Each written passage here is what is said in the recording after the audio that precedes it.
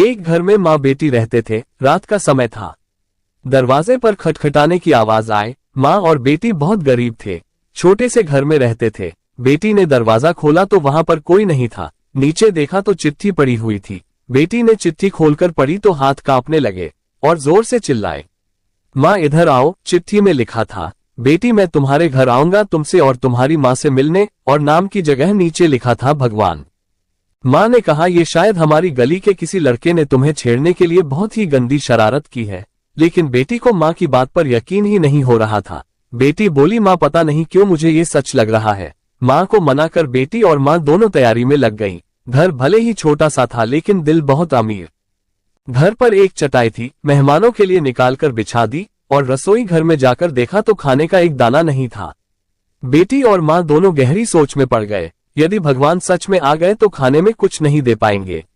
आगे पीछे का कुछ नहीं सोचा। बचत के 300 रुपए बेटी के पास थे। पैसे लेकर वो दोनों छाता और कंबल लेकर किराने की दुकान के लिए निकल पड़े। बारिश होने वाली थी और ठंड भी बहुत ज्यादा थी। एक पैकेट दूध, एक मिठाई का बॉक्स और कुल 200 रुपये की चीजें खरीदकर वापस लौट आए, क्योंकि उन्हें लगा शायद भगवान घर पर पहुंच गए होंगे।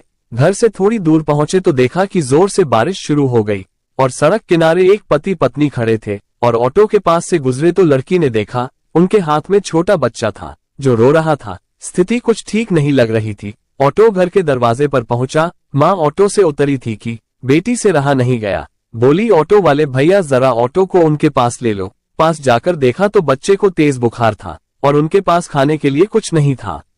एक तरफ भगवान घर पर आने वाले हैं और दूसरी तरफ ये समस्या। बेटी ने सोचा भगवान को मना लूंगी, लेकिन यदि इन्हें ऐसे ही हाल में छोड़ दिया गया तो भगवान बिल्कुल भी माफ नहीं करेंगे।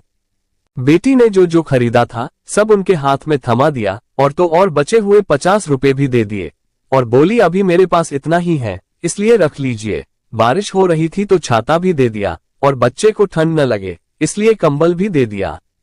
वहां से फटाफट घर पहुंची ये सोचकर कि भगवान आ गए होंगे, लेकिन दरवाजे पर माँ खड़ी थी। बोली, आने में इतनी देर क्यों लगा दी बेटी? और ये देख, एक और चिट्ठी आई है, पता नहीं किसकी है। बेटी ने पढ़ना शुरू किया। उसमें लिखा था, बेटी आज तुमसे मिलकर बहुत खुशी हुई। पहले से दुबली हो गई हो लेकिन आज भी उतनी ही सुंदर हो। मिठाई बहुत अच्छी थी और तुम्हारे दिए हुए कंबल से बहुत आराम मिला। छाता देने के लिए धन्यवाद बेटी। अगली बार मिलते ही लौटा दूंगा। बेटी के तो होश उड़ गए। निशब्द होकर पीछे मुड़कर सड़क किनारे देखा तो वहां कोई नहीं था।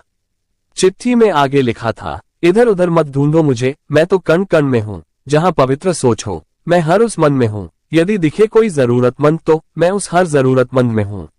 बेटी जोर से रो पड़ी और माँ को सब बताया। दोनों बहुत भावुक हो गए और पूरी रात सो नहीं पाए। दोस्तों, अब आप सभी से एक सवाल है, ये बेटी सच में गरीब थी? जरा सोचिए और अपने दिल से इस सवाल का जवाब दीजिएगा, क्योंकि व्यक्ति मरने के बाद अपने साथ पैसे नहीं बल्कि कर्म लेकर जाता है, और जरूरी नहीं कि हर पैसे वाला व्यक्ति अच्छे कर्म लेकर जाएगा। इसीलिए कोशिश करें कि पैसों से अमीर हो या गरीब, लेकिन कर्मों से अमीर जरूर बने।